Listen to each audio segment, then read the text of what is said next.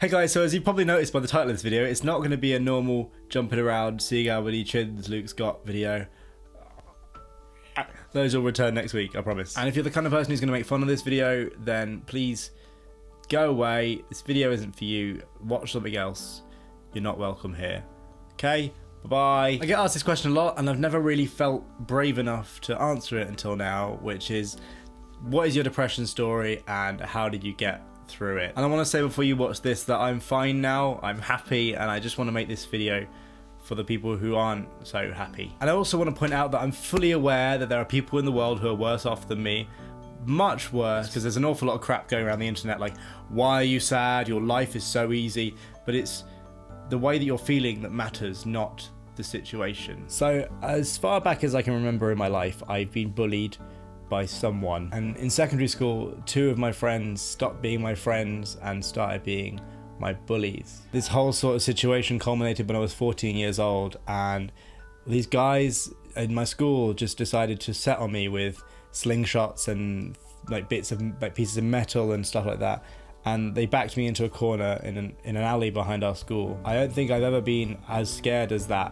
in my whole life, and I just screamed and screamed, and I think I punched one of them, so go me. And I think that was probably around the time that I probably really started to hate my life, when I was 14. Just after that, my dad got a job that was 3 hours away in a place called Sheffield, and we all had to move, and I had to leave behind my girlfriend who I'd had for 2 years, and the 2 friends who'd really been my friends for the whole of my life just were gone.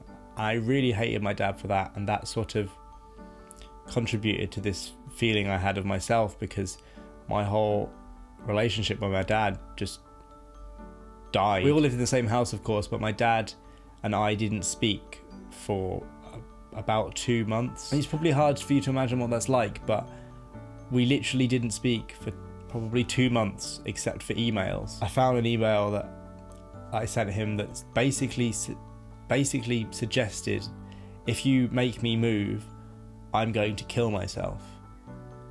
And I was 14 years old, and I was telling my dad that via an email, and that was really horrible of me. But it turned out that moving to Sheffield was probably the best thing that could have happened to me at the best time, because it meant I could leave behind all the people who were making me feel like shit. I then had a load of relationships, because obviously I'd left my girlfriend behind, and I got infatuated with people, and I thought I was in love with them, and they weren't in love with me. And that I used to, basically 90% of the relationships I was in ended in either them cheating on me or them dumping me, because they were so fed up of me being so sad and obsessive. And throughout all this, I started self-harming, because if you don't know what it's like, the way I'd explain it is, it's like taking an emotion that's in your head and you can't express, and expressing it on yourself. And I was able to look at that and go, yeah, that is how I feel. If you don't do this, please don't ever start. And if you do, then please try and stop, because I know firsthand that it doesn't help, really, even if it feels like it does. And over this time, my relationship with my parents in general, not just my dad, was sort of pretty bad. I was getting drunk quite a lot, because I was just wanting to, I don't know. I then got into a relationship with a girl for about 2 years, and I don't really want to go into loads of detail on that one, because that's not fair, but she really fucked me up a lot. Like a lot. And then even though I'd moved schools and I wasn't being outright bullied there, I still wasn't happy, and all the guys there thought I was gay. I don't know, that's school for you.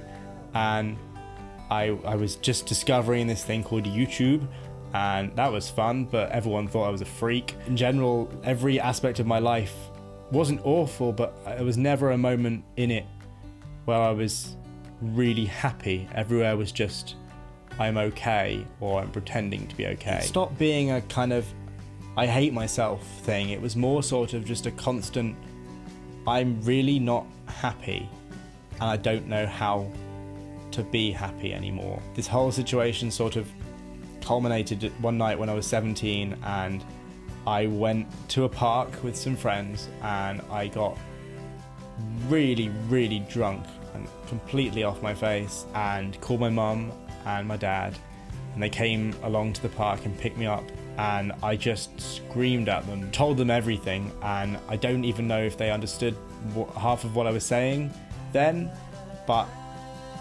I just told them everything and gave up and didn't care anymore if they knew. I was completely out of my mind, but the next few days we sort of talked about it a little bit and talked about self-harm and talked about depression, and that's sort of the point where it started to go away, really, and it started to get better then.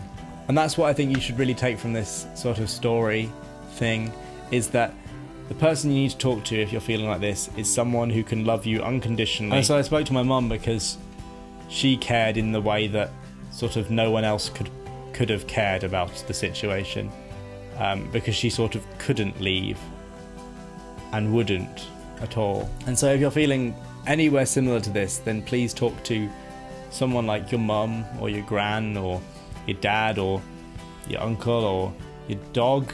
I spoke to my dog a couple of times. Didn't really help though, I'll be honest. But someone who can't just leave you, which is what a lot of my friends did.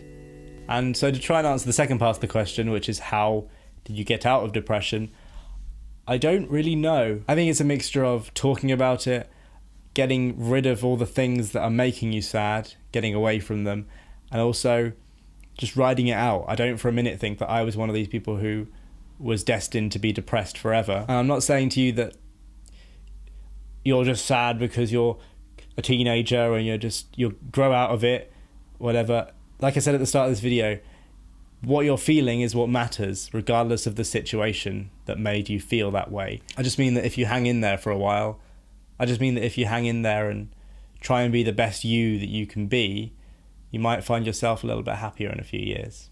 There's a quote that I read when I was 15, 16, and it's by Winston Churchill. It says, "We shall draw from the heart of suffering itself the means for inspiration and survival." And basically that means that if we share in our pain, I guess, we will get inspiration to carry on.